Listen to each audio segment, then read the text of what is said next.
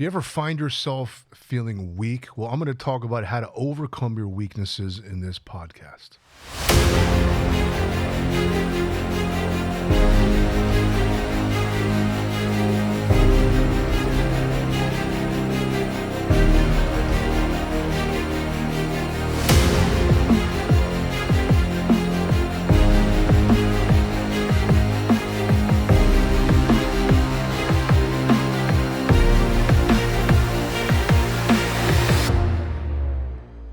This is Dr. Spencer Coaches. Today, I'm going to talk to you about how to overcome your weaknesses. In life, we experience challenges and obstacles, and you may find yourself failing or just not living up to your own expectations and wondering why you just keep procrastinating or keep delaying, or just find yourself being in a state of mind you know that isn't your best. And that's what's causing delays in your career, your relationships, and you're not getting promoted, your relationships don't work out, and you wonder why. Because of the weaknesses in your character. Because your mindset is everything. Who you are is more important than what you do. The energy you put into something is the energy or is what you get out of it.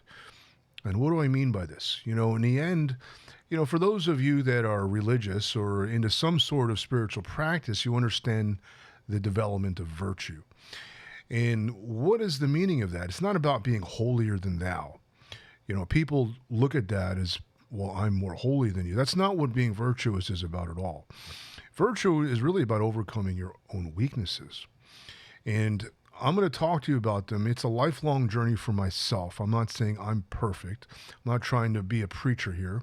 But I am saying that it's possible to develop your character, develop the strength of a warrior, to overcome all obstacles in your life, all challenges, to gain wisdom, to gain insight, to cultivate love, to cultivate patience, to cultivate generosity. All of these are virtues, are considered to be virtues.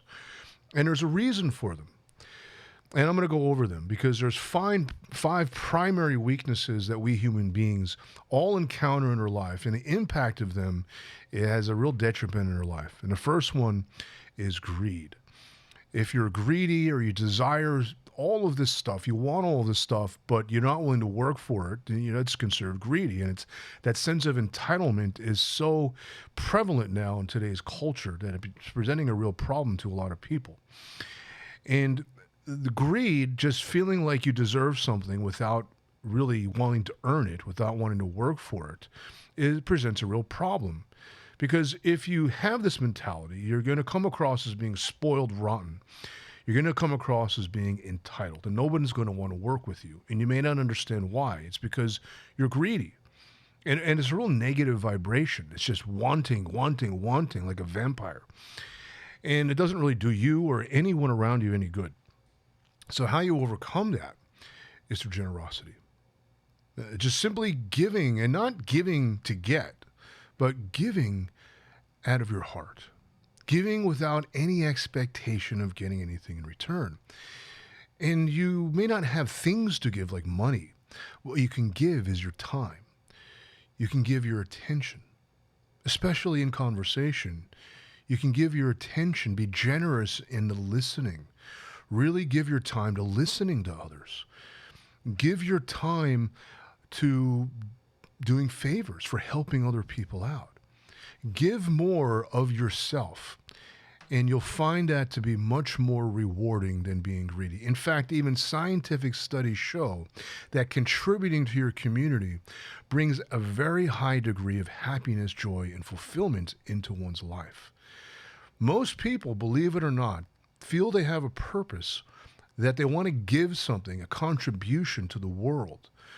And it's a sense of out of generosity. They want to give, not to get, not to receive, but to create an impact on your community, upon the people around you, upon the world that you live in. Be generous in who you are. Be giving in your being, in your time, and your listening.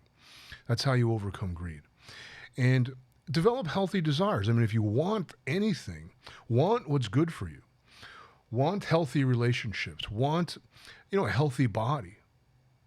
Want confidence. want things that are good for you, want wholesome things, your family to be safe, the people around you to grow and succeed, want other people to win. If you want anything at all, want the good things in life. And I don't mean just the pleasurable things. I mean seeing other people grow.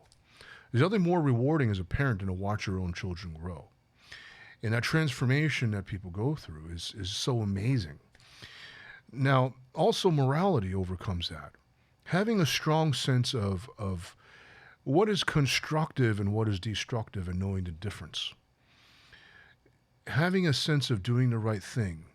Not being self-righteous, but doing that which creates success, doing that which is constructive, doing that and being that which is supportive to your friends, your family, and to your own life. You don't want to be a detriment to yourself. You start by living a healthy life, and that develops a sense of clarity in your mind that anything that interferes with that clarity, anything that interferes with sound judgment, you eliminate out of your life. Stealing, robbing, lying, cheating, all of those things creates a mind filled with guilt. And you just can't think clearly when your mind is filled with guilt, feeling bad about what you've done. If you don't do anything bad, you won't feel bad about it. If you do good things, you'll feel good about what you've done and who you are. So that's how you overcome greed. The second obstacle is going to be ill will and aversion. Now, at the base of all ill will is fear and hatred. When you don't like something to the extreme, where you keep yourself from experiencing something just because you don't like it, you hate something for no reason, it creates a lot of anguish. It creates a lot of anger and frustration. When you just hate. Hatred and aversion. What if you have an aversion to water?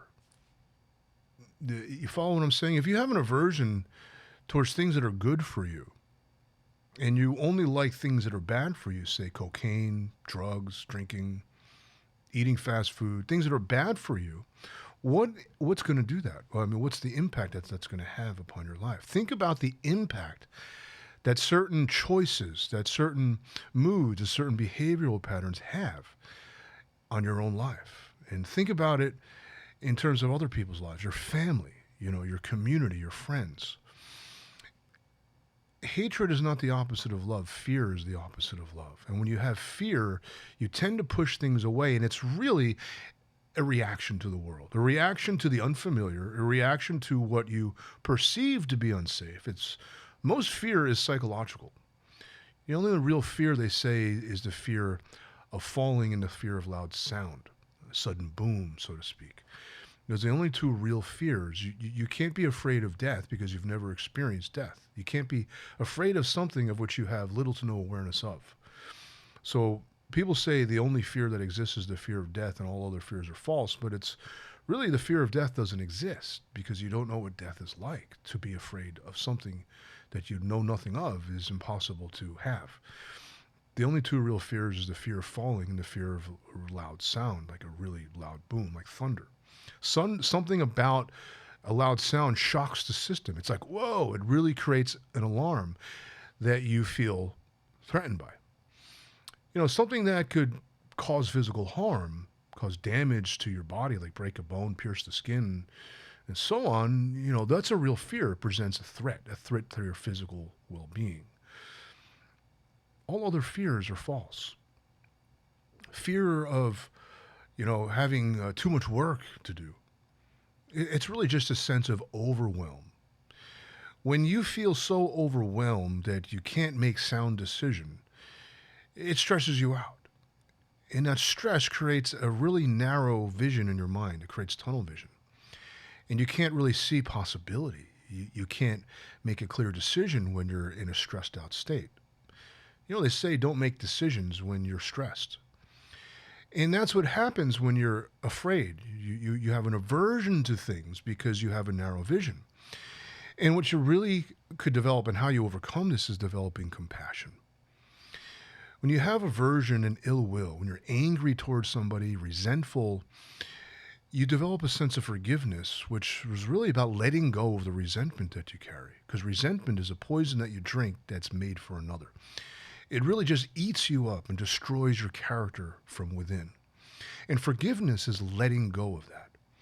And developing understanding, developing empathy for other people's disposition or circumstances that you knew very little of. You didn't know the dynamics of them. A lot of people blame circumstance of all things. And when you really understand circumstance, the dynamics of a circumstance, when you develop understanding, you have clarity. And when you have clarity, there's a sense of, oh, what was I so upset about? So clarity often precedes forgiveness. And by developing understanding and developing empathy of even other people's disposition, if you don't like somebody, most people understand ill will as not liking somebody. Even understanding their disposition helps you gain understanding, and you through the understanding you release resentment. I didn't know that this was going on in her life. When you begin to understand where another person is coming from, then you understand why they did what they did or why they behaved the way they behaved. And you tend to release the emotional charge around it. You don't have to agree with them, but you begin to say, you know what would I do if I were in their shoes? And then you understand. So that ill will falls away. You may even have compassion for them. Wow, they were really in a rough spot and they made a poor decision, and that resulted in their behavior towards me. And I was angry by the way they behaved towards me, but now I understand why they behaved the way they did. So putting yourself in other people's shoes, you can develop compassion for them. Because when you understand that people only do or act or behave poorly out of ignorance, then you understand that being mad at them is not going to take away their ignorance. Really creating understanding in their mind and helping them cultivate clarity is really what's going to liberate them from their own ignorance and free the dynamic between the both of you. So when you have compassion, you understand that that person was probably operating in a stressful, fearful state themselves that made them act out that way. And by helping them gain clarity, you gain clarity because you're now empathizing with them. And then you have compassion for them because you realize, well, I'm only human. They're only human. They can't be that bad of a person. I've made mistakes. I can't be hard on other people for making mistakes. And I know why I've made mistakes, because I was operating in a poor state of mind where I was stressed and in a state of fear, and it caused narrow vision and it caused me to have aversion to things. I realized that's not who I am. That's not my true self. So they weren't being themselves. And now you can have compassion for them. And when you have compassion, it comes from understanding. It comes from wisdom. It's not sympathy. It's not feeling sorry for people. And it's not blind love. It's a real deep understanding of another person's disposition. So you really have compassion. Wow, I didn't know that that's what they were going through. And also courage. When you're living in fear and you're living in timidness, you need to develop courage. You need to face your fears. Because it's just a false expectation appearing real. It's a psychological fear that you need to conquer. You need to learn to it's actually a neurological thing where your prefrontal cortex, actually there's a nerve that connects that to the amygdala, which is a part of the brain that's responsible for fear and stress, the flight or fight response. And that neural pathway overrides the fear response. And you keep training your brain to override your fear response. And that's actually what courage is neurologically. So when you face your fears, you're able to make clear choices. You're able to make the right decision despite the stressful situation, because you're able to maintain a sense of equanimity in your mind. And that's where you develop patience. Having patience overrides the fear, all of the emotional response that fear brings, all of the ill will and aversion that fear brings, the hatred. The basis of hatred is fear. You're afraid of something, you want to push it away. The actual pushing something away is the hatred. I don't want to deal with that. I don't want to see that. I hate it. And that's what hatred is. So when you have an understanding of the root of hatred, you'll find that fear is at the core of it. The way to override all these different levels is courage and patience, empathy, and compassion. That's how you overcome that weakness. The third one is sloth and laziness. Now, as we human beings evolved our culture or civilization, you can say life got easier physically. It's less physically demanding to sit in an office, and it's more intellectual work now. In the past, you farmed or you hunted. It was just a way of life. You got up and went on the hunt. You got up and farmed. People worked harder physically, but they weren't so intelligent. They didn't have the knowledge that we have now. And now we have computers, we have automation, we have robots and machines to do all of the hard work. And it's made us, somewhat physically lazy. And the mental work often takes a toll on the physical body. The stress will slow down your metabolism through certain hormone pathways, and it creates a sense of being tired. I have a patient who is a student in college, and he was always full of energy. And then this summer, he did an internship, working 40 hours a week. And he'd come in on Saturdays, and I'd see him. Yeah, I go, "How are you feeling?" He goes, "Exhausted." I said, "Now you know how your mom and dad feel at the end of a 40-hour work week. You never knew why your parents are tired, because it seems like the work is easy, but why are you so tired?" There's something about office work that's just draining. And it's a different kind of drain. It's a mental anguish. So it makes you not want to do anything. So the way to override this is exercise. And, I do this myself. I'll feel somewhat depressed because I'm tired, not clinical depression, but just a sense of, oh man, I'm exhausted. And then I go to the gym regardless. Because every time I go to the gym, I feel better. I feel more energized. My endorphins, all the happy hormones are cultivated, and I'm in a much better mood, and I feel like I can take on the world again. Exercise is great, and it overrides any sense of sloth, just an unwillingness to take action, unwillingness to work. You really have to develop a sense of discipline, a sense of enthusiasm for life. You want to work with a sense of enthusiasm. No one wants to dope to go to work, in a bad mood. You got that one office worker who's just a Debbie Downer, and you see the impact that it has. So if you are that person, you realize you're bringing the whole crew down. You don't want to do that. So having a sense of enthusiasm, a sense of positivity, and you work with that. You take action. I go to the gym. I'm happy. I'm glad to do the workout. If you go to work every day with a sense of, you want to be there, it overrides. It's usually a negativity is draining. When you're pissed off and resentful and critical and being angry and thinking about how bad life is and how terrible things are, that is what's exhausting, emotionally draining. It takes more energy to be negative than it does to be positive. So if you're into physics, you just look at it as a balance of equations and understand that more energy is generated from being positive and having enthusiasm than being negative. It often motivates you to want to work, to go to work and do the things you need to do to take care of your life, to succeed. So developing enthusiasm, exercising, and having a sense of direction and purpose, developing motivation. When you do things just for money and you find yourself not making money, it's often, very discouraging to want to work.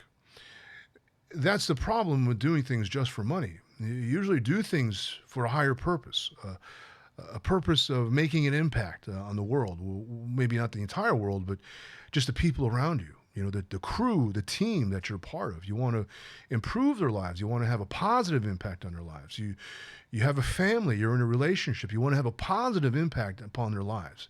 You don't want to bring people down around you. So think of that in a positive manner. How can I be of constant improvement in people's lives? How can I be of benefit to others?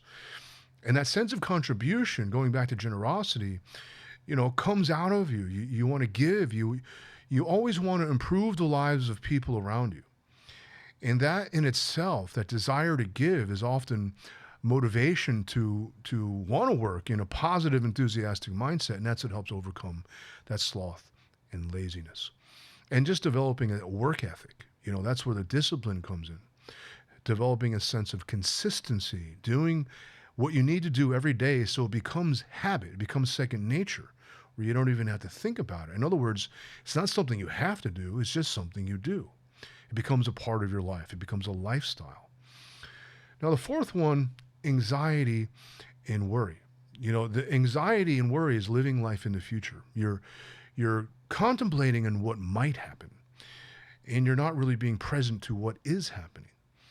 And it's constant indulgence of what might happen, some impending doom, some mind-created doom. Call it catastrophizing. Everything can go wrong, and what if this goes? What if that happens? It's mind-made fears. It's all psychological.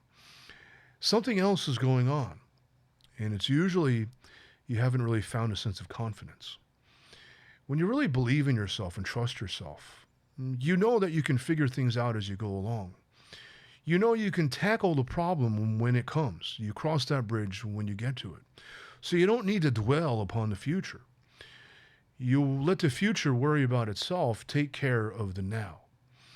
And what you do is you develop a sense of concentration, a sense of focus. You develop a focusing practice. That's what the word meditation actually means, deepened focus.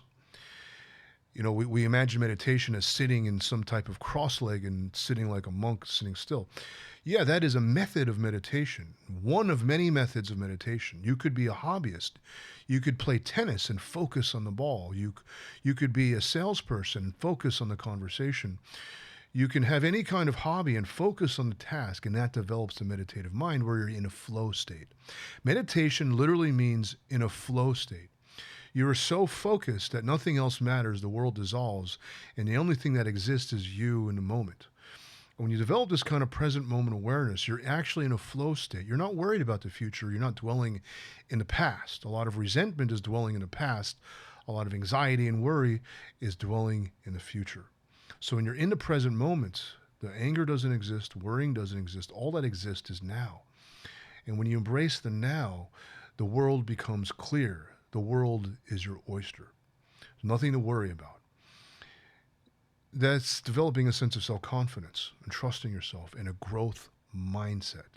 You learn as you go, and you can always learn. You may not know it now, but you can figure it out later.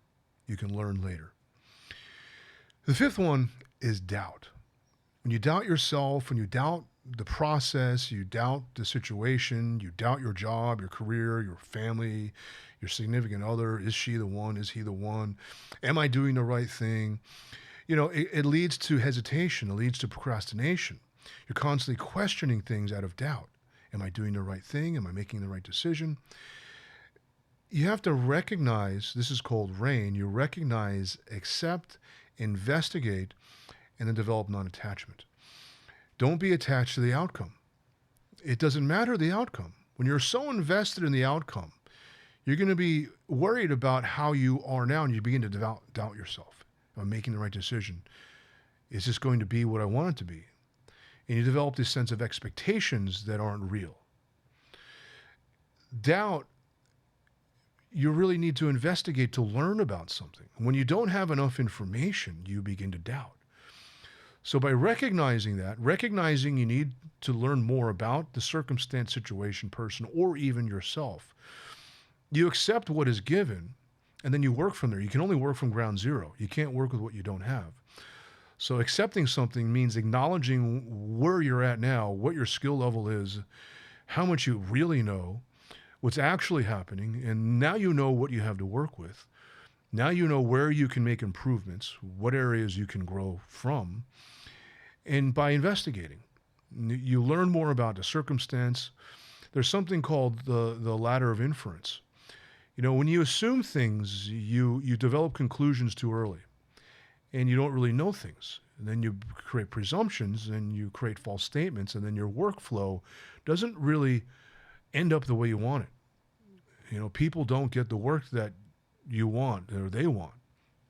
So developing a sense of knowing, like really knowing. What do you really know? Well, you need to learn more. You need to read more, research more, talk more, ask more questions, get to know more, investigate. And this way it creates more certainty in your mind. So you can know what you know and be certain about what you know and know that there's always something you don't know. In other words, there's always more to learn. And even in this stage, both overcoming anxiety and worry, as well as doubt, a growth mindset often overrides all of this because you're always willing to learn. You're always willing to investigate. You're always willing to take in and absorb. And you're accepting that there's always an aspect of life that you don't know, which makes life an adventure because you're always delving into the unknown and makes life exciting and makes life an adventure. Makes life a thrill. Variety is the spice of life. We love surprises. You can't know what's going to be around every corner at every corner. That not knowing makes life exciting. Life would be pretty boring if you knew everything that arises over time. So understand that you can't know everything and that you can always learn as you go. That really cultivates a sense of wisdom because when you know and learn from your own experience, you learn from what you've actually, investigate. You deepen your sense of understanding. You develop wisdom. And when you apply that knowledge, that's what wisdom is. And you become a wise person. None of these obstacles ever get in the way because now you're wise. You have perfect clarity in your mind. And you know what satisfies you. You know what fulfills you. You know what authenticity means. And when you develop authenticity, because you weren't born a weak person. You weren't born with sloth. When you're an infant, you ran around the house. When you can walk, you ran around. Nothing stopped you. You weren't greedy. You didn't grab things and hold on to them with dear life and never let them go. You shared things. You didn't have anxiety or worry. You're open to new experience. You didn't doubt anything. You're curious and you learned and you got to know and you investigated. That's your true nature. And when you develop that sense of authenticity within you, then all of these weaknesses disappear because you grow as a person. You go from a boy to a man, or a girl to a woman. And you carry yourself differently. You carry yourself with integrity. You know your limits. You know what's good for you, what isn't good for you. You know that which is constructive and that which is destructive, and you're able to have the distinction between the two. You know that just because things are hard, just because things don't feel good, doesn't mean it isn't good. If you only do that which feels good, you'll never get anywhere in life. Anything that's worthwhile taking on as an endeavor, any career, any challenge, we all know is not going to feel good all of the time. That you're going to have moments of doubt, you're going to have moments of anguish, you're going to have struggles, but that's a part of it. Because through that, you overcome that. You overcome these weaknesses, and it makes you a man, it makes you a woman, and it gives you character. And that's what separates the mature from the immature. If you want to learn more about this is actually a Buddhist practice. They're called paramitas. And when you develop these perfections of self, perfections of character, you become a stronger, wiser, more open-hearted person. Your tolerance goes up. Things don't bother you. Things that are challenging don't intimidate you. And you're able to take on the world and succeed. Because that's what you're really looking for. You're really looking to move up in the world. No one was born to stay at one level their whole life. Some people settle. That's fine. But for those who want to grow, who know that you were meant for more, who know that there is another level in life that you want to get to, but just don't know how. It's a blind spot. You don't know what's holding you back. You don't know why. You know you're capable of more. You got the skill, you have the knowledge, you have know-how, but somehow you just don't know how to get there. There's a missing piece. Well, that's your blind spot. And I can help you discover that so you can conquer that and become stronger and become wiser and have authenticity and character in your life. And integrity so you can get ahead, experience success, experience fulfillment, and experience abundance. My contact information will be below this video.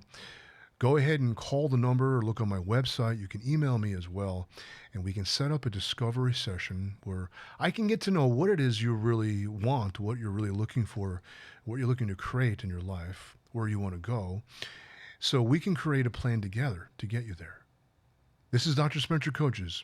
Thank you so much for listening. I sure hope that helps.